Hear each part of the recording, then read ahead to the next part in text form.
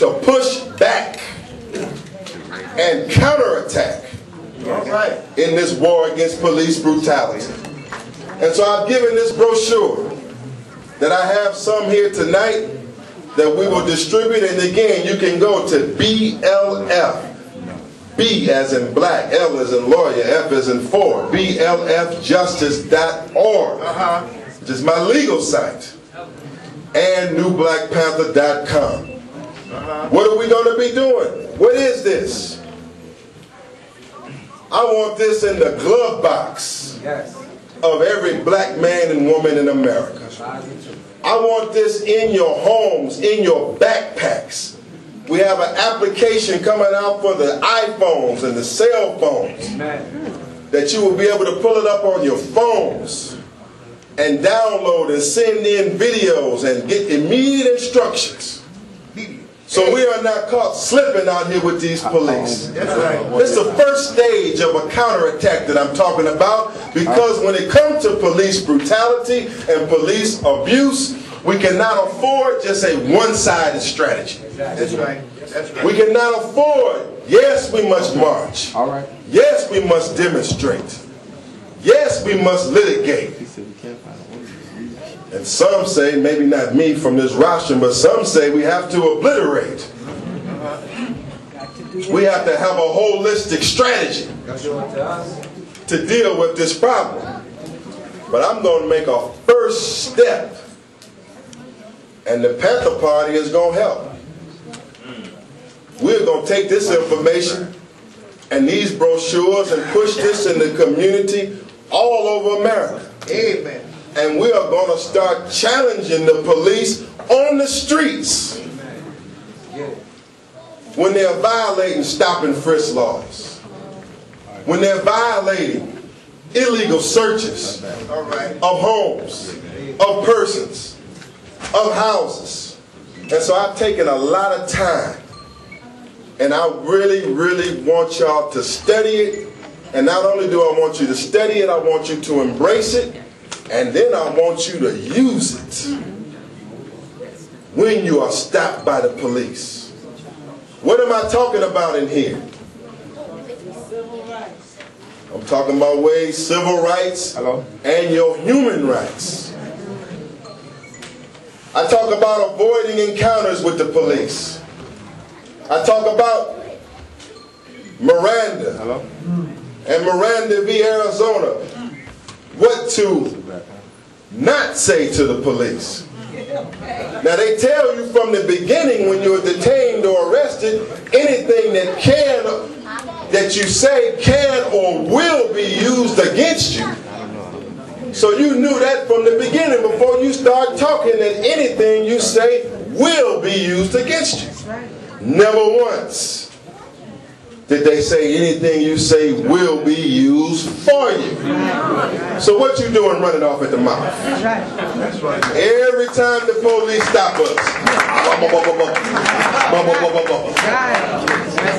trying to explain something away, you go running off at the mouth. Amen. Thank you. And every time we as lawyers get your case, admissions, confessions, statements made on the scene, things that the attorney has to go back and clean up. The number one, and I'm not going to go all into this, but I'm talking in here, is valuable knowledge. And the first piece of valuable knowledge that the black community needs to know when dealing with the police is to shut up. Hold your mouth. Hold your mouth. Amen. I give you case law to back it up. Anything you can say, anything you say can and will be used against you. If you're stopped, be quiet. If you're detained, be quiet. If you're arrested, be quiet. Even if you say you haven't done anything wrong, be quiet. Even if you're a so-called law-abiding citizen, be quiet. We as a nation have to start adapting policy and principles that we carry out whether it's needed at that moment or not. Preach, my brother. You got to stand by a principle, a right, and a law that will benefit somebody else. And we have to send a message to the police that these people are waking up.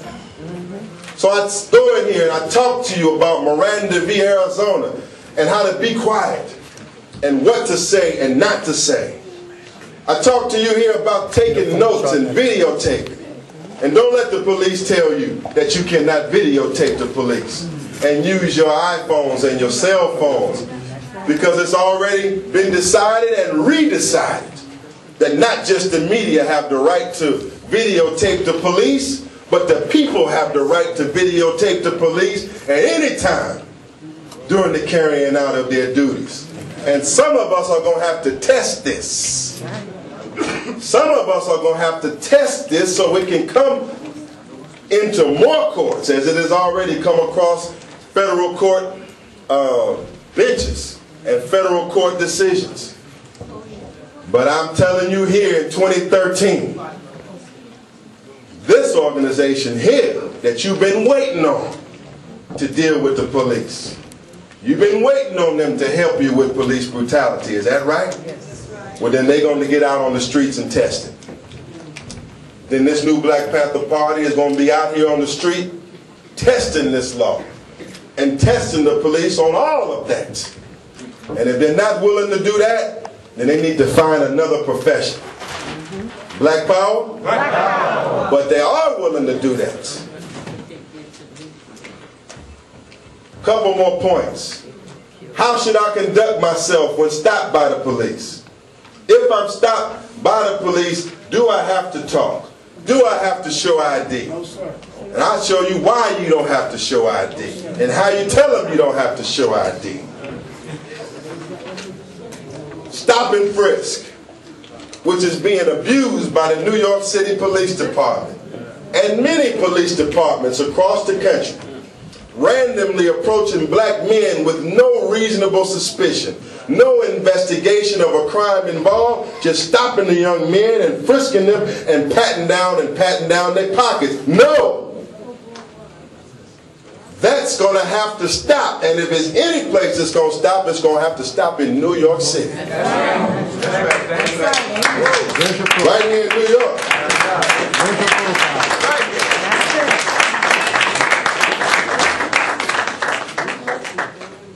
We got problems, but we got to have policy to solve problems. We have problems, but we can't just complain about the problems. We got to have policy to solve the problems. Amen. Now, we are going to begin to push back against stop and frisk in New York City. And so everybody, and all of you who are listening who will get this brochure, don't consent to any kind of search from the police at any time, anywhere. Never consent. Did you hear what I said? Yes. Did I say anytime? Yes. Did I say consent sometimes? No. Did I say allow them to search? No. 1 or 2 times? No. Did I say when? No. When? Never. When? Never. If it's 10 police officers around you and you one person, are you going to get scared? No. Say, we want to search your pockets right now. No. 10 police officers show up at your door. I want to come in your house. No, come in. All right. We got to get some things straight here now and start straightening up our backs. And if this law is worth the paper that it's written on, then we're going to have to challenge it. And so I want everybody in the black nation to get this brochure.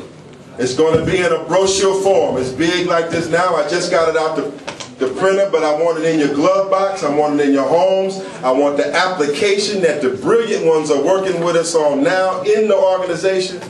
I want the brochure to be in your hands, and we're going to put it to work. I want those who are teachers, those of you who are teachers, you don't have to be a lawyer to have legal education. That's the trick they play on you.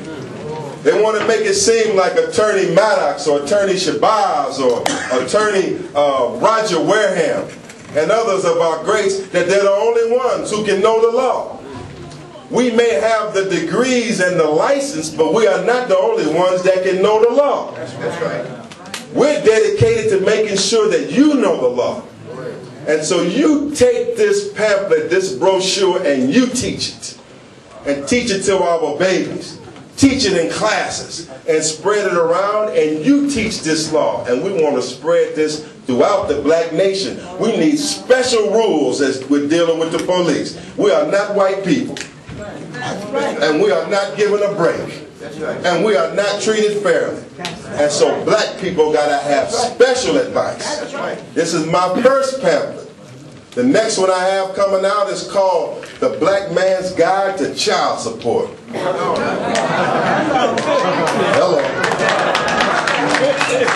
Gotta do it. The Black Man's Guide to Child Support.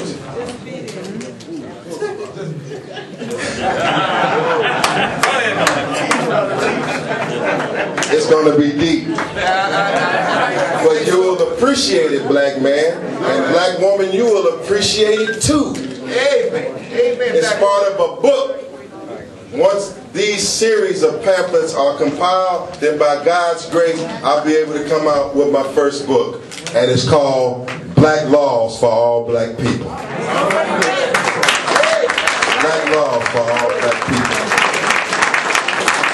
And so I just cover those points to show where we are on the issue of police brutality and where we're headed.